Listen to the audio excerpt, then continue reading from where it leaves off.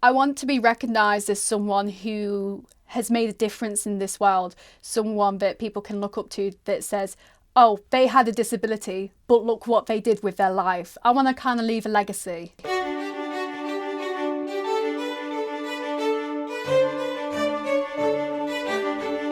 My name is Lucy Crisp, I'm 21 and I'm an independent artist. I would say I'm an optimist who writes sad bops for a living. Pretty much because everyone sees me as such a positive person and I totally see where they're coming from. But for some odd reason, I'm like Lewis Capaldi, I just write the saddest song in the world and like totally get my emotions out in the songs, and that's what I always love to do. Dong ding dong. Hey, boy! Music for me, it's always been a part of my life in some way or another. I can remember me as a 7-year-old walking across the living room singing Music and Me by the Jackson 5 and then just bumping into something and just my parents laughing at me.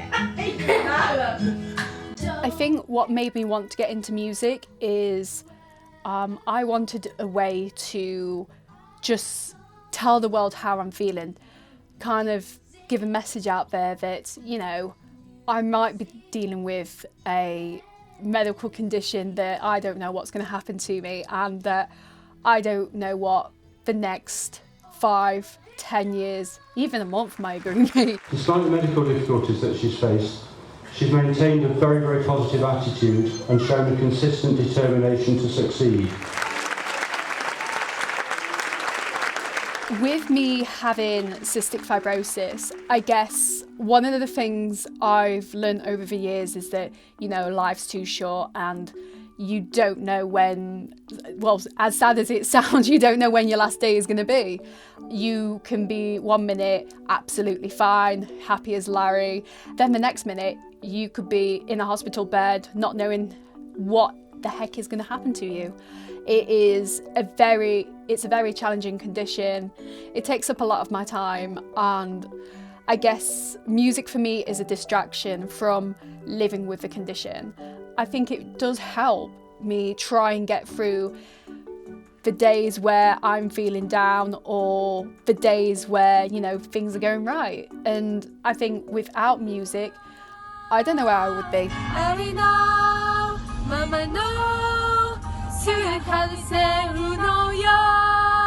I guess I think about music, you know, having an impact on people's lives. I always want to make music that's going to be impacting on people's lives in a good way, in the fact that, you know, they can express their emotions and actually open up. It's weird how different songs make you feel.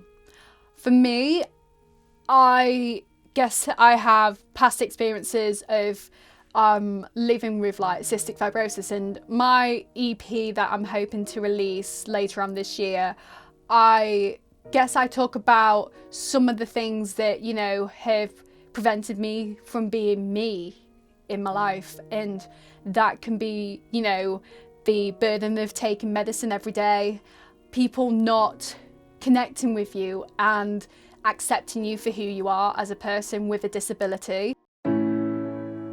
We're walking into the unknown. Feet in particular was a song that I wrote at a time where I felt I couldn't open up to people. But Feet at the time, I wrote it and I had gone through quite a lot as a person. I guess we all do. We have heartbreaks. We have close family members that pass away, sadly. And, you know, you don't get a chance to say goodbye to them. And then I guess the struggles of like opening up about with mental health, and, you know, cystic fibrosis has a lot of connections with mental health because of how many medicines you have to take every day, the routines that you have to do. It's quite time consuming when you're trying to balance a music career and be at uni and a social life as well, if there is a social life for a musician. What do these 3 words mean to you? I step for is left to be seen. I know this love won't be shattered, so whilst we're in touching feet, let's make this nice like it matters.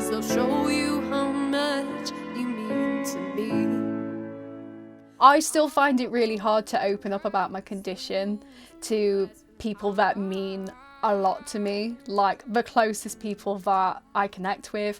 And it's so hard, like, to try and explain to them, oh, I'm fine now, but I might not be in the future. And sometimes, like, I have scars on my stomach that I had like 8 operations when I was born, and I've still got the scars on my stomach. And I guess an interesting lyric that I put into the song Feet was, and these scars don't define our times. And I think for me, that lyric was over empowering because of, you know, me having these scars, but I'm not going to let them define me as a person.